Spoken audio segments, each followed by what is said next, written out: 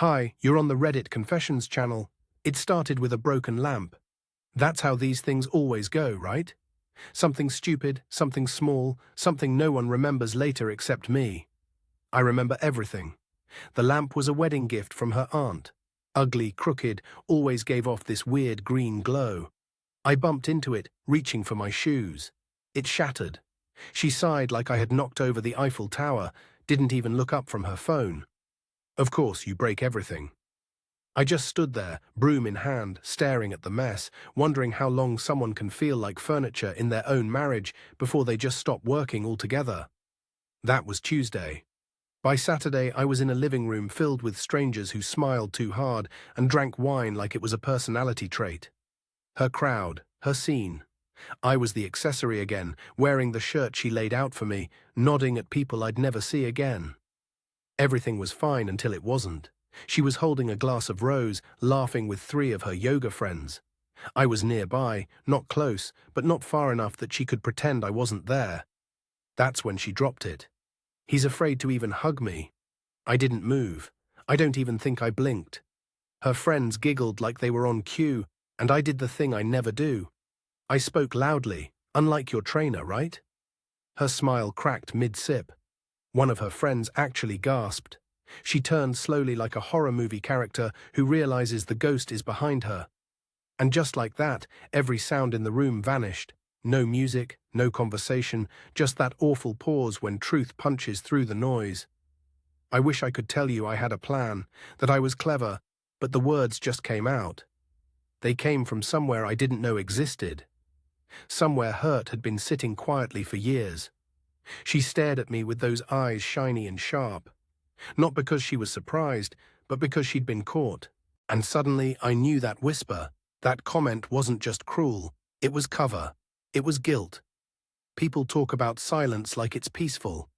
But there's a kind that's not the kind that shows up when everyone in the room hears something they weren't supposed to. The kind that feels like a scream with no sound. That's what I heard after I said it. Unlike your trainer, right? And just like that, the air snapped in half. Her friends suddenly way too interested in their glasses. One of them slowly walked off like maybe disappearing would undo what she just witnessed. Melina stood still, wine tilted, mouth open just enough to prove she didn't see it coming. But she should have. She should have seen it months ago. I'd been noticing things, small stuff at first.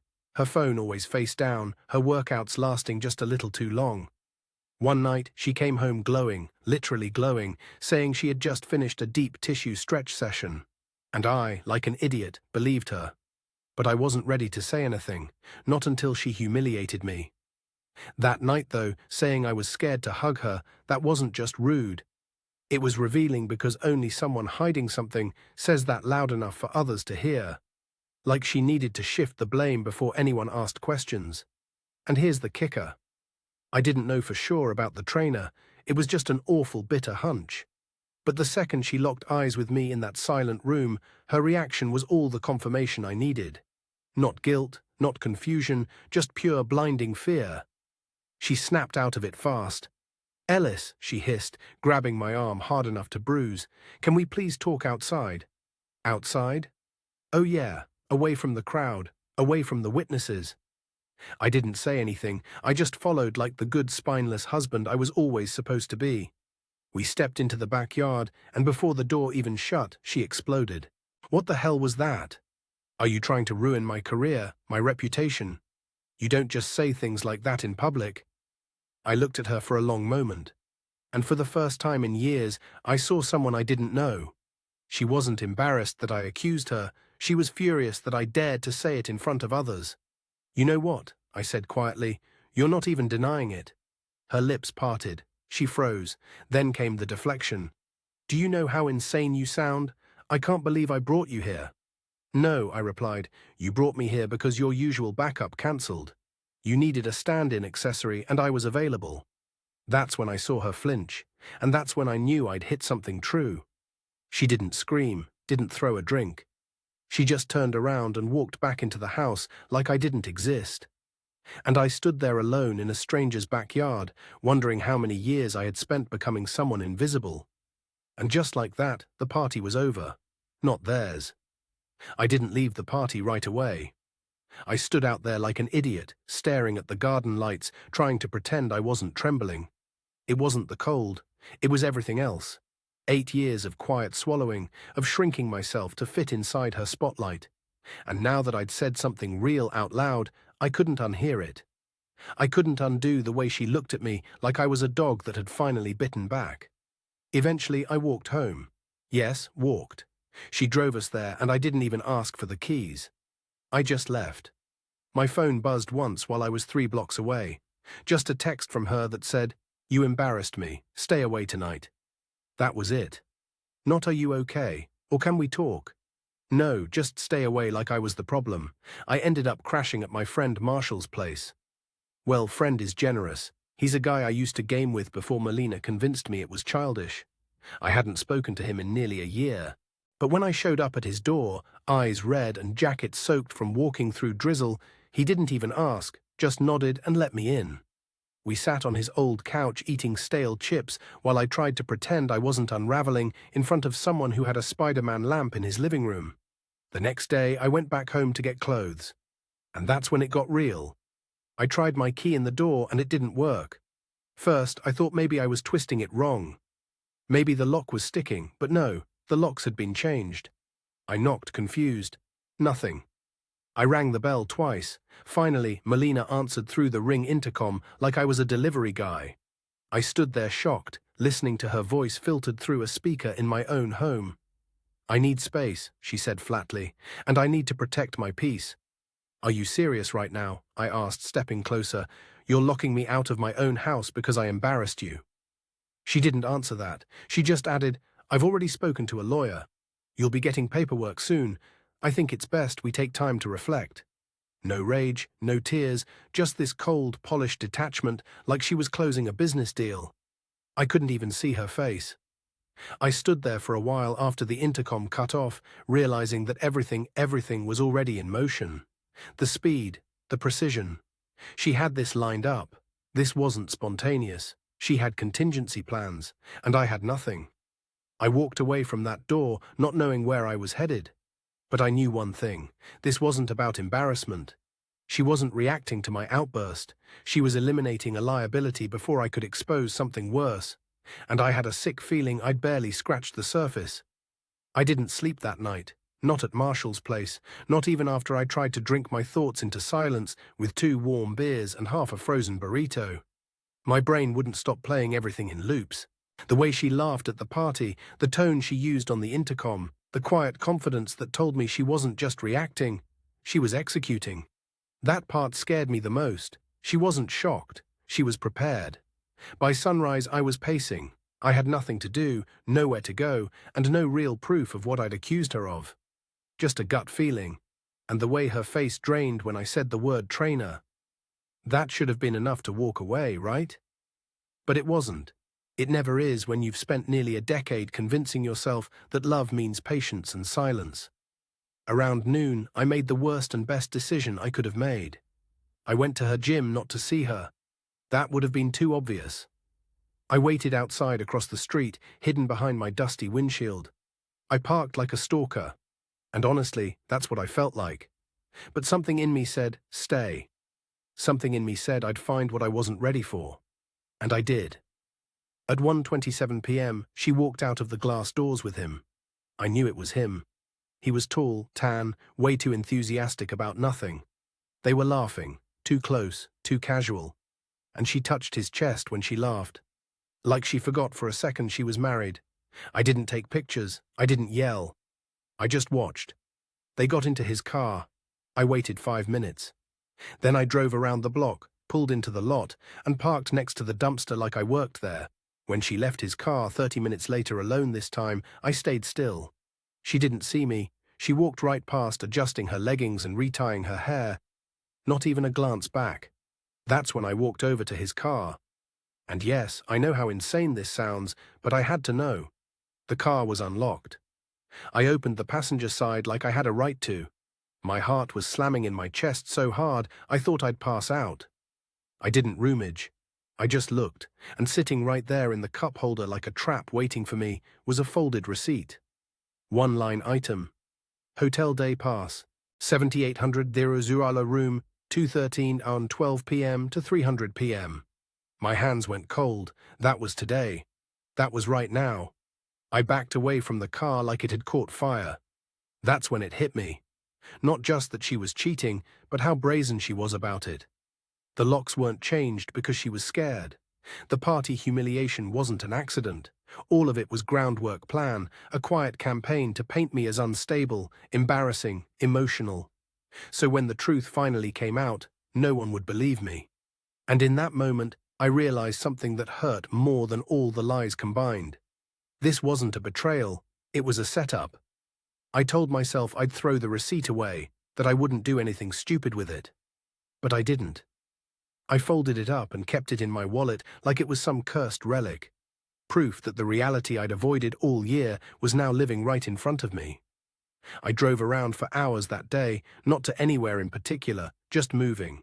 Because the idea of sitting still made it feel like I'd fall apart. That night around 11, I got a voicemail from an unknown number. No name, no greeting, just a woman's voice, calm and professional, saying, "Your checkout from room 2113 is scheduled for noon.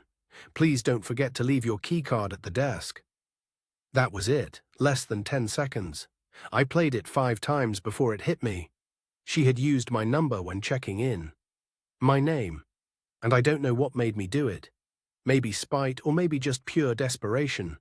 But I called the hotel back. I gave them my name and said I'd lost the invoice from my stay earlier that day. The woman on the other end didn't hesitate. "Not a problem, Mr. Graham. Would you like that emailed or printed?" I paused. "Can you read me the charges?" She listed them off like it was routine. Room 213, 3 hours. 2 beverages from the mini fridge and the name of the second guest on the record, Melina Graham. She hadn't even bothered to use a fake last name. She was so confident I wouldn't find out. She didn't think she had to cover her tracks. My ears were ringing when I hung up. I didn't even realize I was holding my breath until I finally let it out and my whole chest ached. So now I had proof. Real, undeniable proof. Not just a guess or a look or a receipt. Her name was in their system. Her voice had called me by mistake. But the part that hurt more than the betrayal itself was that it confirmed what I had feared all along. She had been using my identity to make the affair more convenient. She was dragging my name through her lies. I sat in the car outside Marshall's apartment for a full hour after that. Couldn't go in, couldn't talk, couldn't even cry. The only thing running through my mind was one question. How long has she been using me as her alibi? Because if this happened once, it probably wasn't the first time. And the deeper I thought, the more puzzle pieces began shifting into place. Her weekend retreats, her client trips, her late-night Zoom calls. The trainer wasn't just a fling, he was part of something bigger, something planned. And I had just stepped into the middle of it. 2 days passed after that voicemail, and I didn't reach out to her, not once. I didn't scream, didn't demand answers, didn't even send her the hotel receipt. And that silence that made her panic. She expected a meltdown, she expected fireworks. But I gave her fog. That's when the call started. Missed call, then another, then 5 in a row. No voicemails, just empty signals. I watched the phone ring and didn't touch it. I wanted her to sweat, even if I was the one drowning. By the 3rd day, she texted, "We need to talk. I'm willing to be honest, but only if you're calm." That sentence broke something in me. Only if you're calm, that's the kind of thing you say to someone unstable. That's when I realized she wasn't just lying to me, she was painting me. And I could feel it happening in real time. She was building a narrative where I'd lose by default. The angry husband, the insecure man, the reason she strayed. And worst of all, she knew she'd be believed. She always was. But I still needed answers. So I agreed to meet her, neutral ground, a diner we used to go to before things got cold. I got there early, sat in a corner booth, and tried to remember what it felt like to eat in peace. She arrived 10 minutes late, dressed too nicely for a casual talk. Like even now she needed to win something. She sat across from me, folded her hands and said, "I'm not going to lie, but you need to be an adult about this." I didn't speak. I just looked at her and let her fill the silence. She told me the trainer's name was Jesse, that it just happened, That it started last spring after a retreat. That she hadn't planned it, but he made her feel seen. And she dropped the line I think every betrayed spouse hears eventually. You stopped trying. I was lonely. I laughed, not out loud, just a small exhale through my nose. Because that's what cheaters always say, right? They were lonely. As if loneliness gave you a coupon for betrayal. As if I wasn't lonely too. Lonely in a marriage where I was invisible. She said it was over with Jessie now. That I had exaggerated everything. That I had embarrassed her, but she was willing to forgive the outburst if we could move on. And that's when I realized this wasn't a confession. It was a negotiation. She didn't come to apologize. She came to manage me. I slid the hotel receipt across the table without a word. She looked at it, blinked, smirked. Wow, she said, you really are obsessive. And that was it. No tears, no regret, just blame. Aimed right back at me. That's when I stood up and walked out. Not because I was angry, but because I finally saw the truth. I had never really been her husband. I was her cover, her public face, the reliable guy she could blame when her private life got messy. I was her excuse for everything she did behind closed doors. And in that moment, I realized I didn't want revenge. I wanted a clean break. But Melina wasn't done playing. Not yet. After walking out of that diner, I felt hollow but weirdly calm, not strong, not healed, just quiet. That kind of quiet you feel when there's nothing left to shout. I drove for hours without a destination. No music, no calls, just the hum of tires on pavement. I didn't cry. I think part of me wanted to, but it's like my body had locked that part away, afraid I'd fall apart if I gave it permission. What hit hardest wasn't the cheating. It was that she looked me in the eye, saw how shattered I was, and still tried to spin the story in her favor. Like she was afraid of losing control, not me. But nothing prepared me for what happened next. The next morning, I got a knock on Marshall's door. 2 officers, calm, professional. One of them had that default expression cops use when they don't want to scare you. But no, they probably will. Ellis Graham. Yes, we received a call from your wife. She reported that you've been showing signs of emotional instability and may pose a risk to yourself or others. I stood there stunned, thinking it had to be a mistake, but no, they were serious. They asked to come in and talk. They said it was just a wellness check, that Melina had been concerned. My mouth went dry, my hands started shaking. Melina had officially made her move. I sat down and answered every question. I told them about the party, the trainer, the hotel receipt. They listened, took notes, asked if I owned any weapons. I said no. Asked if I had any intention of harming her or myself. Again, no. I stayed calm because I knew this wasn't about danger. It was about narrative. She wasn't trying to protect herself. She was trying to erase me before I could tell the truth. After 20 minutes, they left. One of them even apologized, said he understood how these things could get messy during separation, but the damage was done. She had filed a formal report, which meant it would be on record. That night, I checked my email, and there it was, an official notice from her lawyer. She had filed for divorce. The attached statement painted me as volatile, emotionally reactive, and possibly unstable. She cited irreconcilable differences, but included a veiled suggestion that I might need counseling before future contact would be safe. Safe. That word made my skin crawl because now I wasn't just the husband who got cheated on. I was the threat. And it all made sense now. Why she pushed me at the party, why she made that dig in front of her friends, why she provoked a reaction. She needed a moment she could use. And I gave her one.